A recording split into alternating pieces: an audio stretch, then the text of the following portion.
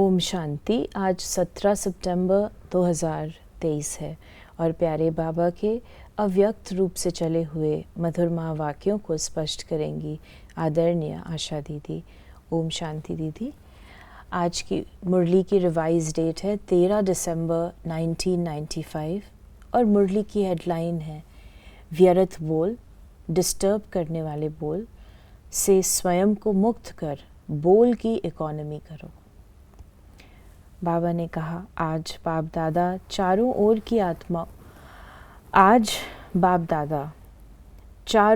की आत्माओं को आप सभी के साथ देख रहे हैं। चारों ओर के बच्चे आकार रूप से बाप दादा के सामने हैं। डबल सभा, साकारी और आकारी दोनों कितनी बड़ी सभा है। बाप दादा दोनों सभा के बच्चों को देख हर्षित हो रहे हैं, क्योंकि बाप दादा हर बच्चे को विशेष दो रूपों से देख रहे हैं। एक है हर एक बच्चा इस सर्व मनुष्य आत्माओं के पूर्वज सारे वृक्ष का फाउंडेशन है, क्योंकि जड़ से सारा वृक्ष निकलता है। आज न केवल जो सम्मुख बच्चे बैठे हैं, परंतु आकारी रूप में जब बाबा की पधरामणि होती है तो उस समय हर एक आत्मा अपने आप को बाबा की सभा में मौजूद रखते हैं। और मुझे याद आता है जब हम दूर होते थे, कोई वो नहीं होता था, माध्यम नहीं होता था, तो हम लोग अपनी टेस्टिंग के लिए सोचते आज बाबा किस पॉइंट पर समझाएंगे, और अगर वो बात आ जाती थी तो हम बहुत खुश होते थे, हमारा योग ठीक है। तो बाबा ने आज आकारी सभा को एक्नॉलेज किया है।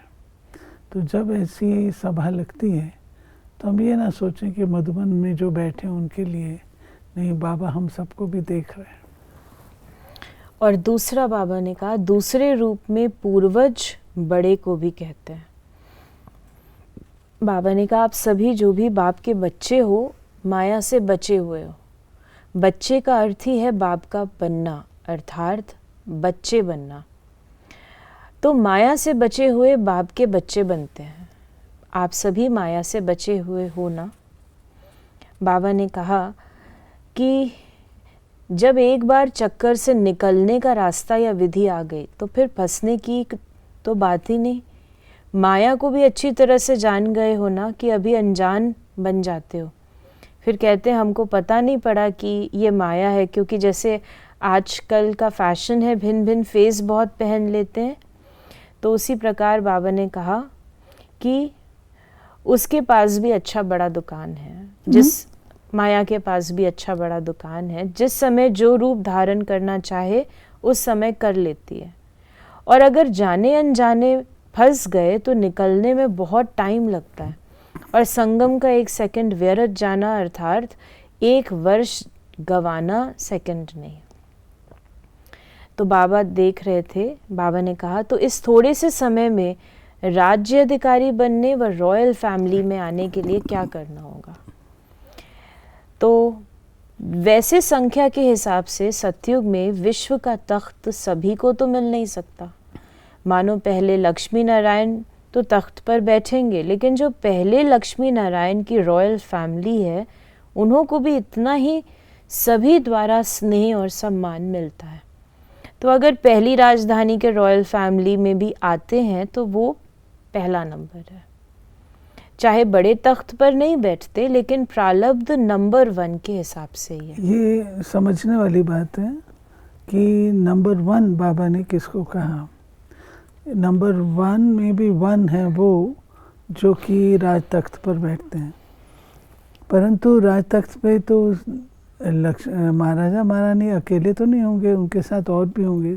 उस समय की जो प्रारब्ध है उसके अधिकारी भी नंबर 1 कहलाएंगे। तो पहले नंबर के रॉयल फैमिली में आना ये भी श्रेष्ठ पुरुषार्थ है।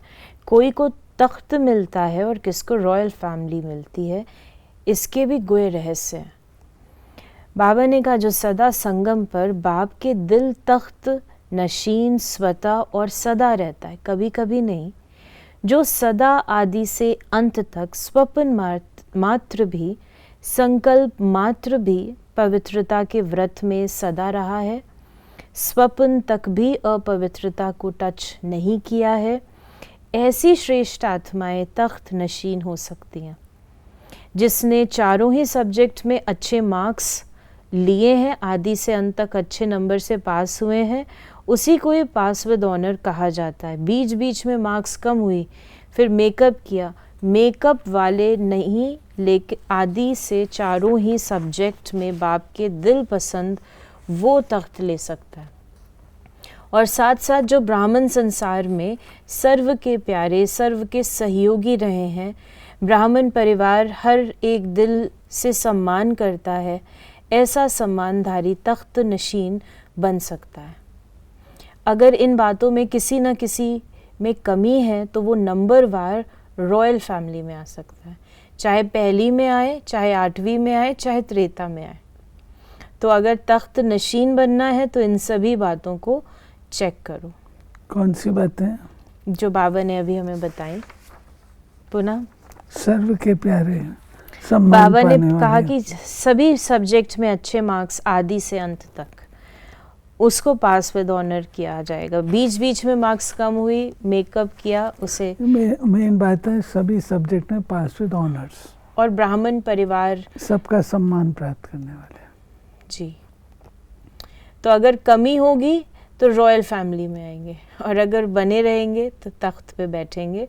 और रॉयल फैमिली में भी चाहे पहली में आए, चाहे त्रेता में आए। अगर सेवा में 100 मार्क्स जमा है, धारणा में 25, तो क्या होगा? वो अधिकारी बनेगा। कई बच्चे और सब्जेक्ट में आगे चले जाते हैं, लेकिन प्रैक्टिकल धारणा में जैसा समय है वैसा अपने को मोल्ड करना, वो है रियल गोल्ड। कहाँ कहाँ माया बच्चों से भी होशियार हो जाती है, वो फट से समय प्रमाण स्वरूप धारण कर लेती है। और बच्चे क्या कहते हैं, बाप के पास तो सबकी बातें आती हैं, मानो। ये ज़रूरी पॉइंट है। बाबा ने कहा जैस धारणा स्वरूप उसको कहेंगे जैसा समय हो वैसे अपने आप को मोल्ड कर सके, वो रियल गोल्ड। मानो एक रॉन्ग है, दूसरा राइट है। ऐसे भी होता है कि दोनों तरफ की कोई ना कोई कमी होती है, लेकिन मानो आप बिल्कुल ही अपने को राइट समझते हो, दूसरा बिल्कुल ही रॉन्ग है, तो आप राइट हो, वो रॉन्ग है। फिर भी जैसा समय, जैसा वायुमंडल देखा जाता है, वैसे अपने को ही चाहे समाना पड़े, चाहे मिटाना पड़े, चाहे किनारा करना पड़े। लेकिन बच्चे क्या कहते हैं कि क्या हर बात में हर समय हमको ही मरना है? मरने के लिए हम हैं और मौज मनाने के लिए ये हैं। सदा ही मरना है, ये मरना तो बहुत मुश्किल है। मरजीवा तो बन गए, वो तो सहज है। ब्रह्मा कुमार कुमारी बन गए, ये भी मरजीवा बने ना। ये मरना तो बहुत सहज है। मर गए, ब्रह्मा कुमारी बन गए, लेकिन ये बार बार का मरना, ये बहुत मुश्किल है। फिर बाबा ने इस प्रकार बच्चों की बात बताई। तो बाबा ने कहा कि आधा आधा बांट लो, तुम इतना मरो, मैं इतना मरूं। बाप दादा तो उस समय रहम भी बहुत आता है, लेकिन ये मरना मरना नहीं है, ये मरना सदा के लिए जीना है। लोग कहते हैं ना, बिना मरे स्वर्ग नहीं मिलेगा, तो उस मरने से तो स्वर्ग मिलता नहीं, लेकिन इस मरने से स्वर्ग का अधिकार ज़रूर मिलेगा। फिर बाबा ने कहा, बाबा के पास हम बच्चों के दिल की बातें पहुंचती हैं, बाबा उनका आंसर दे रहे हैं। तो कई बार सहन करते भी हो, लेकिन थोड़ा मिक्स होता है, मोहब्बत भी होती है, मजबूरी भी होती है। सहन कर ही रहे हो तो क्यों नहीं खुशी से करो, मजबूरी से क्यों करो। आजकल ये थोड़ा कॉमन है, मरना पड़ेगा, मरना पड़ेगा। कब तक मरना पड़ेगा? अंत तक, या 2 साल, या 1 साल, या 6 मास? फिर तो अच्छा मर जाएं, लेकिन कब तक मरना है? लेकिन ये मरना नहीं है, अधिकार पाना है। ये मरना शब्द ख़त्म करो। मरना सोचते हो ना, तो मरने से डर लगता है। तो बाबा ने कहा कि ये शब्द परिवर्तन करो। यानी सहनशीलता एक गुण है, एक शक्ति है, उसको धारण करो। मजबूरी से नहीं करो, खुशी से करो। तो बाबा ने कहा शुद्ध भाषा बोलो, ब्राह्मणों की डिक्शनरी में ये शब्द है ही नहीं। फिर बाबा ने कहा कि मजाक होता है, बाप कहते अच्छे शब्द नहीं बोलेंगे लेकिन कहेंगे मेरा भाव नहीं था, मजाक में कह दिया। तो बाबा ने कहा कि मजाक करो लेकिन ज्ञान युक्त, योग युक्त। बाकी व्यर्थ मजाक, जिसको आप मजाक समझते हो, दूसरे की स्थिति डगमग हो जाती है, वो मजाक हुआ या दुख देना हुआ। तो इस तरह बाबा ने हम बच्चों को अपने बोल पर भी अटेंशन दिलाया और ये भी कहा कि जो व्यर्थ बोल जो किसको भी अच्छे नहीं लगते, आपको अच्छा लगता है लेकिन दूसरे को अच्छा नहीं लगता, तो सदा के लिए उस शब्द को समाप्त कर दो। और बाबा ने कहा कि कई कहते हैं मेरा आवाज़ ही बड़ा है, माया जीत बन सकते हो और आवाज़ जीत नहीं बन सकते, वॉल्यूम ठीक नहीं कर सकता। तो इस प्रकार बाबा ने हर प्रकार से बाबा ने हमें याद दिलाया हमारा स्लोगन, कम बोलो धीरे बोलो। और जो कहेंगे ना हमारा आवाज़ बहुत बड़ा है, हम चाहते नहीं है आवाज़ ही बड़ा है, तो वो गले में एक स्लोगन लगाकर डाल देवे। फिर बाबा ने आज हमें वरदान दिया, लौकिक को अलौकिक में परिवर्तन कर, घर को मंदिर बनाने वाले आकर्षण मूर्त भाव। प्रवृत्ति में रहते घर के वायुमंडल को ऐसा बनाओ जिसमें कोई भी लौकिकता ना हो। कोई भी आए तो अनुभव करे कि ये अलौकिक है, लौकिक नहीं। ये साधारण घर नहीं लेकिन मंदिर है। ये है पवित्र प्रवृत्ति वालों की सेवा का प्रत्यक्ष स्वरूप। स्थान भी सेवा करे, वायुमंडल भी सेवा करे। जैसे मंदिर का वायुमंडल सबको आकर्षित करता है, ऐसे आपके घर की पवित्रता की खुशबू आए। घर से पवित्रता की खुशबू आए तो वो खुशबू स्वतः चारों ओर फैलेगी और सबको आकर्षित करेगी। और स्लोगन है आज का, मन बुद्धि को दृढ़ता से एकाग्र कर कमजोरियों को भस्म कर दो, तब कहेंगे सच्चे योगी। तो ये थे बाबा के आज के मधुर महावाक्यों का स्पष्टीकरण। ओम शांति।